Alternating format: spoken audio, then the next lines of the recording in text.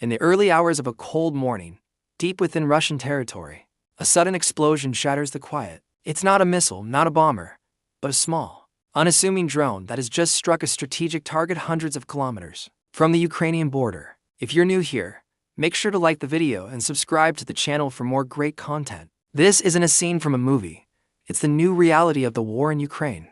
A reality where Ukraine is taking the fight directly to Russia, using ingenious, low-cost drones to bypass what was once thought to be an impenetrable air defense system. Today, we're diving deep into how these daring drone strikes are not just boosting morale, but are fundamentally changing the dynamics of the conflict and exposing critical vulnerabilities in Russia's military machine. When the full-scale invasion began, the world watched in awe as Ukraine's defenders used Turkish-made Bayraktar TB2 drones to halt advancing Russian columns. But as the war evolved, so did Ukraine's strategy. Russia adapted, strengthening its battlefield air defenses, making large, slow drones like the Bayraktar less effective near the front lines. So, Ukraine pivoted. Instead of focusing on the battlefield, they started looking deeper, much deeper, into Russia itself. The new targets? Air bases, oil refineries, military factories, and logistics hubs that fueled the Russian war effort. The new weapon of choice? A new generation of long-range, one-way attack drones, many of them domestically produced. These aren't your typical off-the-shelf hobby drones. We're talking about sophisticated aircraft, some with ranges exceeding 1,000 kilometers. Think of models like the UJ-2 Airborne or the Beaver drone. They are designed with one goal in mind: to fly low and slow, hugging the terrain to stay under the radar of Russia's vast air defense network. They use a combination of pre-programmed flight paths and, in some cases, artificial intelligence to navigate complex routes, avoiding known anti-aircraft batteries. It's a classic case of asymmetric warfare, using cheap, numerous, and clever weapons to challenge a technologically superior and far more expensive defense system. So how are these drones getting through?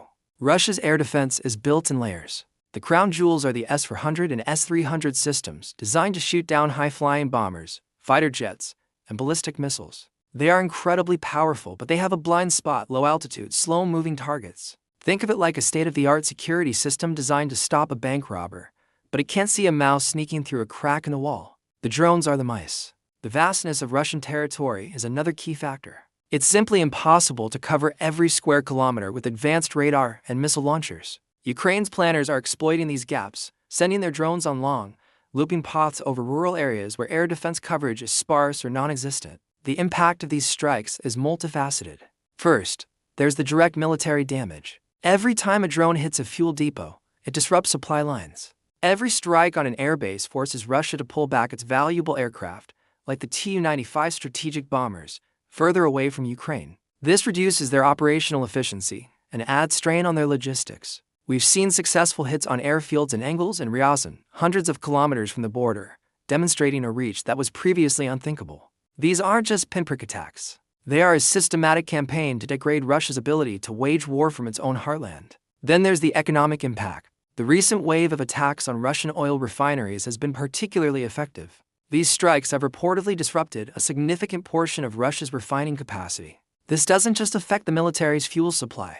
It hits the Russian economy where it hurts. It forces the Kremlin to spend billions on repairs, drives up domestic fuel prices, and could even impact their ability to export oil products, a key source of revenue.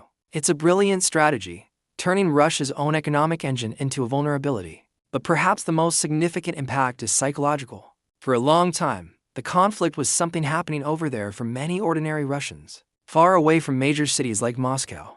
The drone strikes have shattered that illusion. Air raid sirens wailing in Moscow, airports temporarily shutting down, and news of explosions at factories bring the reality of the war home in a very visceral way. It undermines the Kremlinist narrative of a special military operation that is going according to plan. It creates a sense of insecurity and proves that no part of Russia is truly safe. This psychological pressure is an incredibly powerful tool in modern warfare. In response, Russia has been forced to make difficult choices. They've had to redeploy some of their most advanced air defense systems, like the Pantsir S-1, from the front lines in Ukraine back to protect their own cities and strategic sites. Every system moved to defend Moscow is one less system protecting Russian troops in occupied territories. This thinning of air defenses on the battlefield gives Ukrainian pilots, missile crews, and drone operators more freedom to operate. It's a strategic dilemma for the Russian command, created entirely by Ukraine's drone campaign.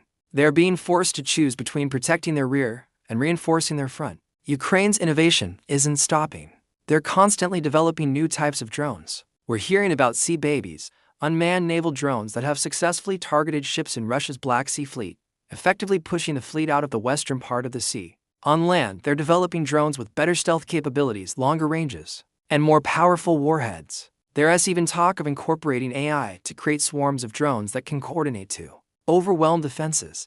This is a rapid, iterative cycle of development, a testament to Ukraine's adaptability and technological prowess. So, what does this all mean for the future of the conflict? Ukraine's drone campaign has proven that it can inflict significant strategic, economic, and psychological damage on Russia far from the front lines. It has exposed the limitations of a conventional air defense doctrine in the face of modern, asymmetric threats. While these strikes alone won't win the war, they are a critical component of Ukraine's broader strategy. They drain Russian resources, disrupt its war machine, and sow doubt and insecurity within Russia itself. It's a remarkable story of ingenuity and defiance, proving that in war, it's not always the side with the biggest army that has the advantage, but often the one that is smarter, more adaptable, and more daring.